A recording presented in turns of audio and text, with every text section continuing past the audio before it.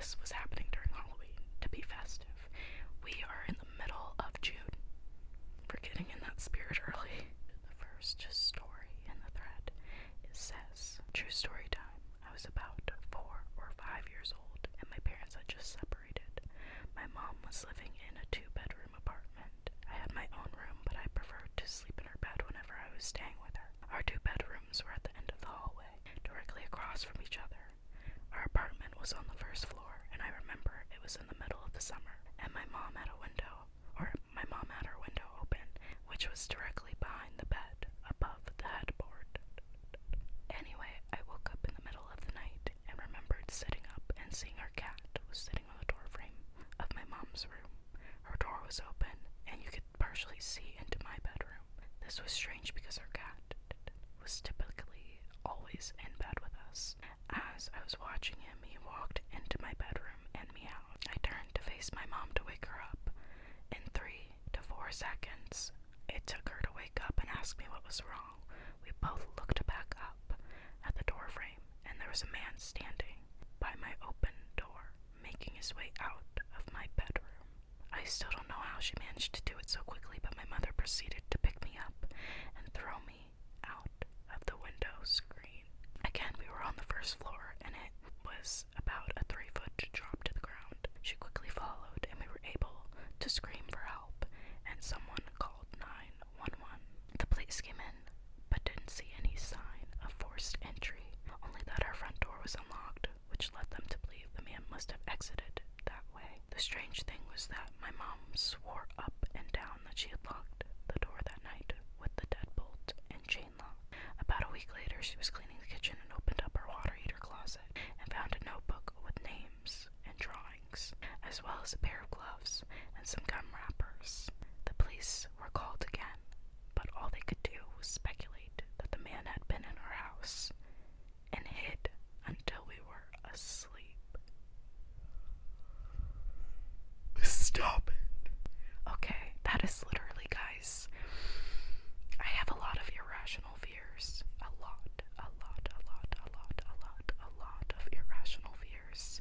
And this, someone living in my house without me knowing it, or having some type of The Boy, if you've ever seen that horror movie, having some type of The Boy situation happening, I would puff pass away, okay?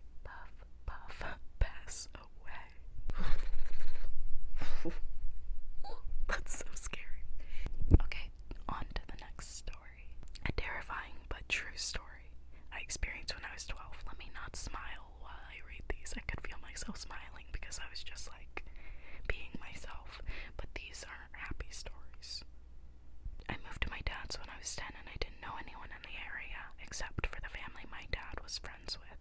Single mom with 3 kids.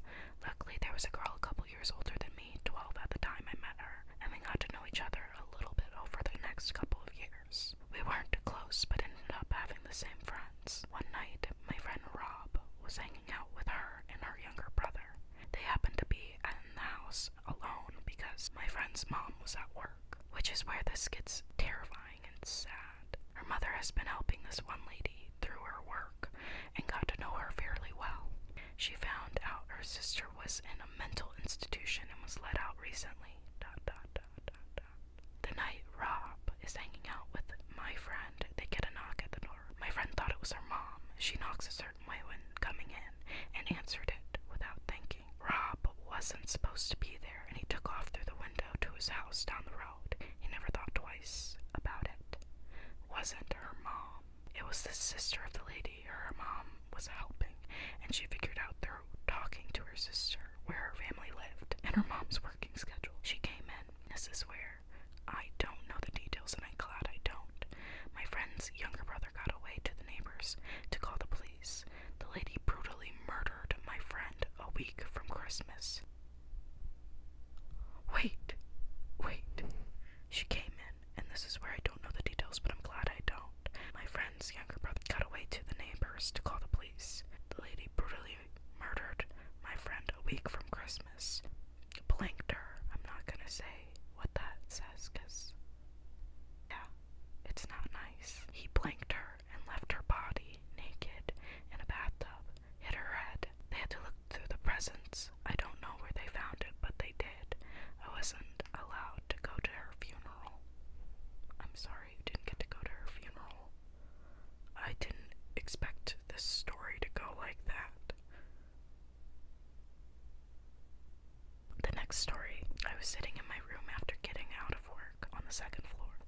was downstairs watching TV and the dog is in the hallway outside my door sleeping. All of a sudden, dog starts making all kinds of racket, jumping up and down, barking all around, clacking nails, howling. I go to get up to see what's up and I hear, "Oh, that's a good girl," in a male voice. It didn't sound like my little brother, so I go, "Oh, you're home early," thinking it's my dad's friend or our roomie/roomie.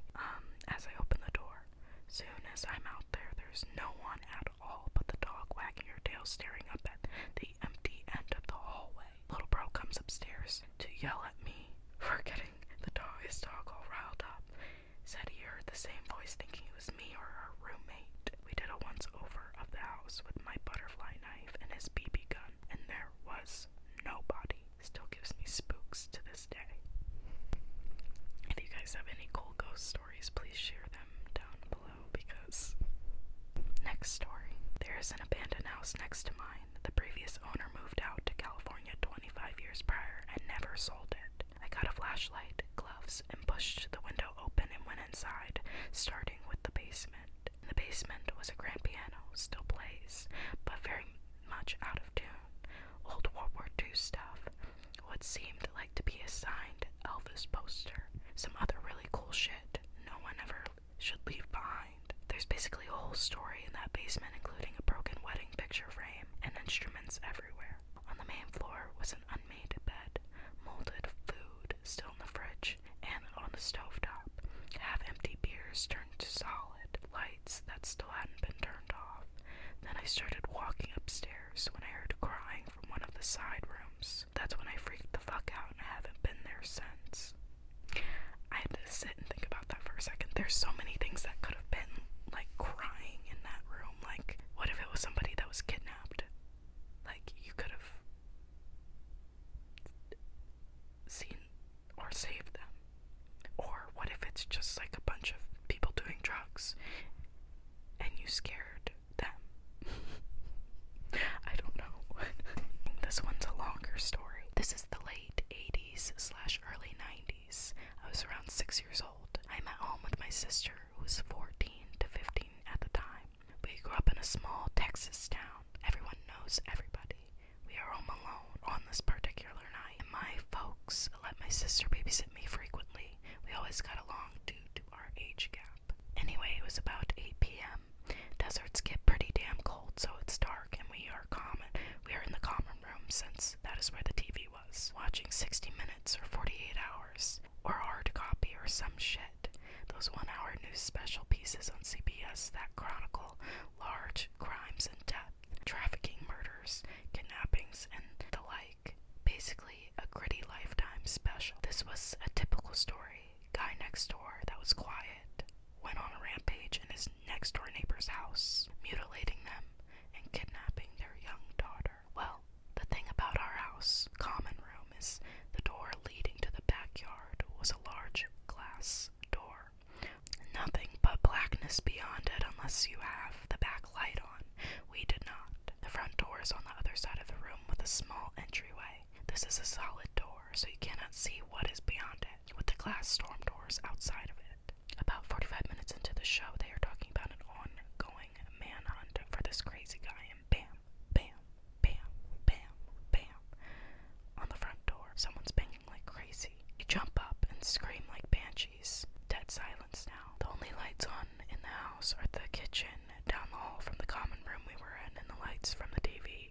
We started thinking that something on the porch. We had some planters, a rocking chair out there, had simply blown against the door. Crazy strong winds happen that way sometimes. Well, a minute or two of silence and us holding each other post-adrenaline overdose passes. Just when we were about to declare everything is safe, we hear the storm door on the outside of our door close. Fuck. Someone had to have opened that door to be able to bang on the front door like that. Shit, shit, shit. We were both frozen in the middle of the room, on the floor, where we had been watching TV. My sister crawls over to the TV and turns it off. It was an old TV, so you had to turn it off with a metal dial to switch it off, which made a loud thunk. Now it's just us in a dimly lit room down the hall from the kitchen. I do not remember how much time passed with me being frozen and my sister still crouched by the TV, but we kept making eye contact, then looking at the front door. I remember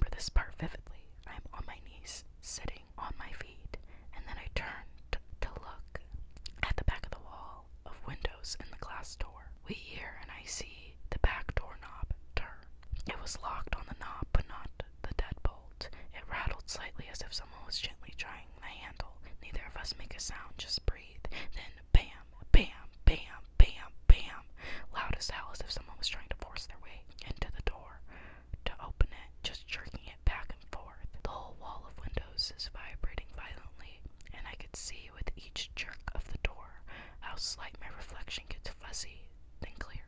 Fuzzy, then clear. My sister flips her shit and screams bloody murder. I am still frozen on the floor. She gets up and basically drags me into her bedroom, slams the door, throws the mattress and anything she can in front of the door. Thankfully, she remembered the phone. One of those ungodly heavy beige, plastic long metal antenna portable phones. We still had to direct dial the sheriff there, and in her panic, she didn't remember the number. She just hit redial on the phone. It was one of her friends. She tells them in a broken gasps that someone is trying to get into the house and needs to get there right fucking now. The profanity sticks out more than anything else. Who knows? Young brains. I'm curled up on the floor and we cannot stop shaking. We do not know anything else until we see headlights of my sister's friend and her parents driving up to the house. We never did find out who was at the door or why. There was no signs of anything happening, but a couple of scuff marks at the bottom of the back door. Could not remember if they were there beforehand or not.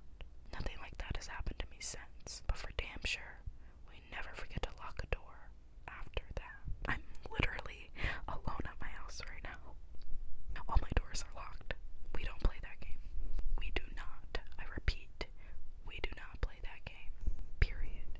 This one's a short one. When I was 10 or so, I went with my dad to go ice fishing and it had snowed the night before, so you couldn't see the ice. On our way to our house, I ended up falling straight through an unmarked hole that had a very thin layer of ice covering it. The scary part of this was instantly shutting down and sinking because of the cold. I could look up and see where I'd fallen through, but I couldn't swim back up to it. After a few seconds, I finally willed myself up to the edge where my dad pulled me up the rest of the way out. Another irrational fear that I have. No one will ever get me to go out and walk on a frozen lake. I don't care. I do not care how thick the ice gets or how thick you claim it to be. Your girl is not doing it. And let me tell you this irrational fear. The irrational fear is falling through the hole. Just falling. Just like that. And not being able to find the hole. And if you play Walking Dead, Telltale's The Walking Dead series, that happens in season 2 to a certain character. And next, this one's long. About 5 years ago, my mom started dating a guy she met on a dating site. That part is fine. I had just recently started dating a woman who would later become my wife, and we had also met online. I'll just refer to her as my wife for this story. Anyway, my wife and I never really liked this guy. We didn't think he was mean or anything, just a little creepy. He was just quiet. He kept his eyes closed a lot, and occasionally he says odd things like offering my wife a chocolate, sorry, and then popping one in his mouth, closing his eyes and moaning as he lets it melt in his mouth. Could you imagine? Oh my gosh. One time my wife and I were visiting my mom, but she got a call to work, so we waited at her house. Her boyfriend was over, but he spent the entire several hours just hanging out in her bedroom with the door closed. Just before Christmas, my mom and this guy started having some difficulties. My wife and I were visiting her for the holidays, and she dropped all of her problems on us, and we listened carefully and told her our opinions and suggested that she better break it off with him and that she'd be better off without him. She already had made up her mind though, and she decided to break up with him on Christmas Eve. We spent the night at my mom's and got up early on Christmas morning to visit my dad at his house. We didn't plan to spend the night at my dad's, but we got snowed in, which was actually a nice Christmas surprise. The next day, we left as soon as we could to get through the snow, and my wife suggested we stop by my mom's house on the way so that we could see if she was okay. My wife just had a really bad feeling about my mom's now ex-boyfriend. My mom's car was in the driveway, but that doesn't mean much because she lives close enough to work that she often walks. She also never locks her door, which drives me crazy. So we let ourselves in. That's when I see